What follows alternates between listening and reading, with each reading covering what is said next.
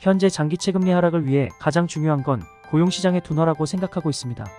이전부터 미국 고용시장은 안 좋아질 것이라고 예측을 해왔는데 다행히 이번 주 발표된 두 건의 고용보고서에서 꽤 큰 폭으로 고용이 감소된 것을 확인할 수 있었습니다.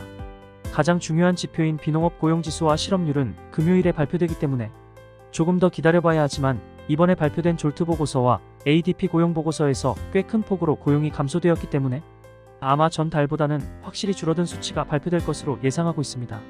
이번 영상에서는 화요일에 발표되었던 졸트 보고서와 수요일에 발표되었던 ADP 고용보고서에 대해 자세히 알아보겠습니다. 먼저 졸트 보고서입니다. 이번 달 총 구인 건수는 882만 건이 나왔습니다.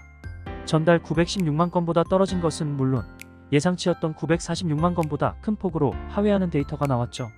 졸트 보고서가 시장에 큰 영향을 준 이유는 결과치가 예상치보다 크게 낮았다는 이유도 있지만 보고서를 조금 더 상세히 보면 단순히 구인 건수가 줄어든 이유 외에 또 다른 이유도 찾아볼 수 있었습니다. 먼저 구인 공고를 보면 전체적으로 조금씩 줄어든 모습입니다. 전문 서비스와 비즈니스 서비스, 의료 서비스가 평균보다 조금 더 줄어든 모습이며 이는 고임금 노동자에 속하는 그룹이죠. 레저 분야의 서비스 채용이 크게 줄어들지 않았다는 점이 많이 아쉽긴 하지만 머지않아 줄어들 거라 보고 있습니다. 다음으로 채용 건수를 보겠습니다. 채용 건수 역시 꾸준히 줄어들고 있는 모습입니다. 재미있는 점은 구인 건수에서는 늘어났었던 레저 서비스 분야까지도 채용은 줄어든 모습을 확인할 수 있습니다. 살짝 거슬리는 점은 제조업 분야의 채용이 줄어들지 않았다는 점입니다. 하지만 큰 폭의 상승 없이 꾸준히 낮은 수치를 보이고 있으니 아직까지 신경 쓸 부분은 아니라고 보여집니다. 다음으로 퇴직과 해고 수입니다. 아직까지 큰 변화는 없지만 레저 서비스 분야의 퇴직과 해고가 조금씩 늘어나고 있는 모습을 확인할 수 있습니다. 마지막으로 자발적 퇴직자 수입니다.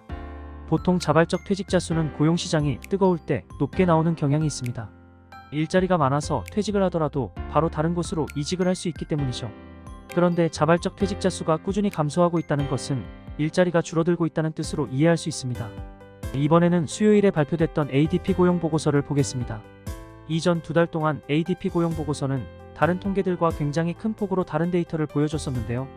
그 이유는 바로 레저 분야의 고용이 굉장히 크게 나왔었기 때문입니다. 그런데 이번 보고서를 보면 먼저 발표되었던 졸트 보고서와 마찬가지로 상당히 큰 폭으로 채용이 감소한 것을 확인할 수 있습니다. 특히 20만 건이나 잡혔던 레저 분야의 고용이 3만 건으로 줄어들었죠. 레저 분야의 큰 폭 채용 감소는 그동안 미국 고용시장을 뜨겁게 달궜던 서비스 분야가 식고 있다는 것을 뜻하며 이는 곧 소비의 감소로 이어질 것입니다. 지금까지 이번 졸트 보고서와 ADP 고용 보고서를 자세히 알아보았습니다. 고용이 줄어들면 자연스럽게 소비가 줄어들 것이고 소비가 줄어들면 GDP 역시 떨어지게 됩니다. 그렇게 되면 연준은 긴축 종료와 동시에 금리 인하에 대한 이야기가 나오기 시작할 것입니다. 다만 아쉬운 점이 두 가지 있는데요. 하나는 이번에 중국을 방문했던 러몬도 장관이 눈에 보이는 결과를 가져오지 못했다는 점과 또 하나는 바이든 대통령이 계속해서 돈을 풀려고 한다는 점입니다.